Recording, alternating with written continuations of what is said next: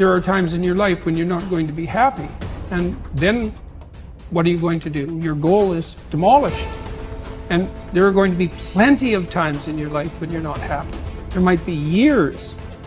And so it's a shallow boat in a very rough ocean. Without a plan, you're gonna stay right where you are. It's time for you to make a move. Write the rules. Be your own director. Take the power. So what's your plan?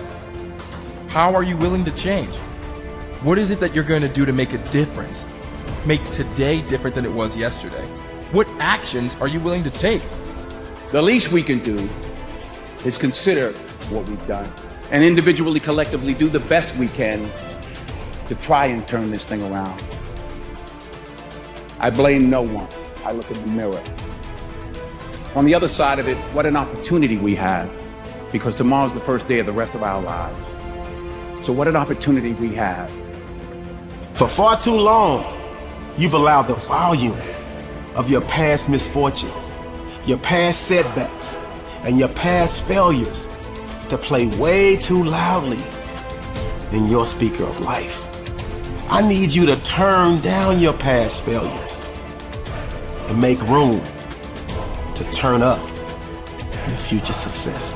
You have got to change the way you think. It is the whole determining factor of where you go in life. We are all where we are today because we thought ourselves to this position. If you don't like the position, think yourself out of it. You know what passion is? Passion is an emotion. It's an emotion without an action. Passion will get you nowhere. Inner drive will get you nowhere unless you act on it. You have to act on your passion. You have to act on your inner drive. Don't let those feelings stay inside of you. You got to know what to do with them. You got to know how to make them work in order to get what you want. Don't keep it inside. And so embrace the fact that you're going to have to sacrifice and suffer to some extent. Once you've embraced that it's going to happen, it's almost not that bad. Push yourself, get it done, make it happen. Stop looking for external motivation and start building that fire inside of you. Start adding more logs, more petrol to those flames every single day. And when that thing tells you to quit, you look at it in his eye and say, I ain't going nowhere. I will break you before you break me. You will not defeat me. You will not destroy me. You owe it to yourself to feel the pride of knowing you made your life. You didn't get lucky. You worked for it. You sacrificed. When it was hard, you pushed harder. We try so hard in our lives to fit in. We try to fit into certain groups, certain frats, certain sororities, among certain friends. Yet the people we idolize are the ones that stand out. But when you're prepared, there is no fear. There is no fear of failure, okay? Because even if you've walked out of something and you feel like you failed at it, your preparation is so strong that you're gonna take that failure and turn it into the outcome you desire. And most people stop at failure, okay? We've all failed at things. I'm gonna continue to fail at stuff, right? It's the most powerful tool you can use, but it all depends on how you use it. We talk about it in Relentless, okay? A scalpel, okay? In the hands of an individual, it can do unbelievable damage. In the hands of a professional, of a doctor, it saves lives. So it's the same thing with failure. It's how you use it. It's that drive inside of you, okay? It's what we talk about, the dark side. The dark side is filled with failure, but it's the fuel that burns you like something that's never burned inside you before. Fully mature people accept that their actions have consequences. A fully functioning adult knows that he or she can choose an action, but once the action is taken, both predictable and unpredictable consequences will follow. The true adult accepts that for every cause there will be an effect. For every action, there will be a reaction. You can choose the action before you act, but you cannot choose or control the consequence or reaction afterward. Intelligent adults are very careful about the thoughts they think and the actions that they take.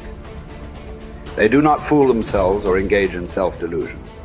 They don't pretend that things might happen differently, nor do they trust to luck. inactions also have consequences. What are called crimes of omission are often more serious to your long-term prospects than the mistakes you make. Omitting to think through your values, set clear goals, make plans, commit to excellence, and so on, can be disastrous to your possibilities of great success. The starting point of success is the acceptance of reality. What cannot be cured must be endured. Often people will come to me with challenges they are facing, and I will ask them this simple question: is this a problem or is this a fact? If it's a problem, it's amenable to a solution. There is something that you can do to change it. If you are not happy with the situation, it is up to you to go and do whatever you can to resolve it. A fact, however, is different from a problem. It is something that exists, like the weather, like rain or snow. There is nothing that you can do about it. You can solve problems, but the reality principle says that you have to learn to live with facts. Something unfortunate that has happened is a fact. A sale that did not go through, a business deal that collapsed, a relationship that didn't work out. All of these are facts. Many people waste an enormous amount of emotional energy struggling with facts when they would be much better off concentrating on doing better in the future. Your goal is to be happy, confident, and optimistic. The way that you achieve this is by making these positive responses so automatic that you remain predominantly happy, confident, and optimistic no matter what happens. You can achieve this result by taking specific, proven, practical steps that have been used by millions of people and which work with virtually unfailing certainty. The starting point is accepting complete responsibility for every aspect of your life.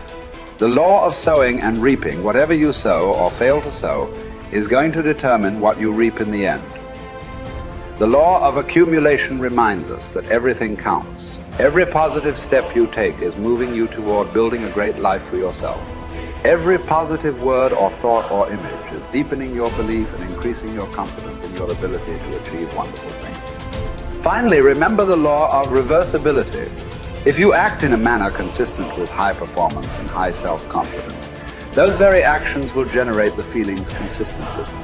Every positive, constructive action that you take in the direction of your dreams and goals will reinforce your belief in yourself and in your ability to accomplish your ideals. The challenge for building good habits and breaking bad ones is often finding a way to pull the long-term consequences of your bad habits into the immediate moment. So you feel a little bit of pain right now and want to avoid it. And the long-term rewards of your good habits into the immediate moment so that you have a reason to repeat it again in the future. Each behavior casts a vote for the type of person that you want to become. And if you cast enough votes for that type of identity, you start to believe that about yourself, right? Like if you go to church for 20 years, you believe that you're religious. You study Spanish every Tuesday for 30 minutes, you believe that you are studious. So in that way, your habits provide evidence of your desired identity. And I think that that is probably the ultimate reason that habits are so important. It's true, like habits can help you earn more money or be more productive or lose weight. And all that stuff is great. But in addition to the external results that habits provide, they also shape your sense of self. They are the engine or the avenue through which you learn to believe things about yourself. You have to have just one thing in mind: keeping on track, closing out all the noise and the clutter that gets in your way. You've got to identify your target. Let nothing stand in your way. You've got to keep your eye on the target until you've released the arrow. Let nothing capture your attention unless it's in the best interest of your ambition. If you don't keep your mind on what you're doing, if you don't keep focused on the task at hand, it could slip right on by you. Wherever you are, be there. Whatever you're supposed to be doing for the moment, do it. You can't be thinking of everything you have to do at one time, all the time. You have to concentrate on just one thing at a time.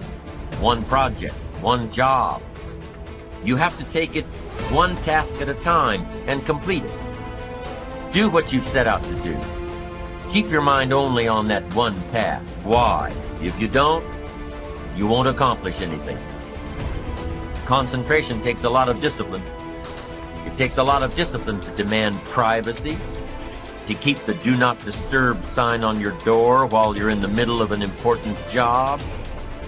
It takes a lot of discipline not to answer the phone every time it rings at home.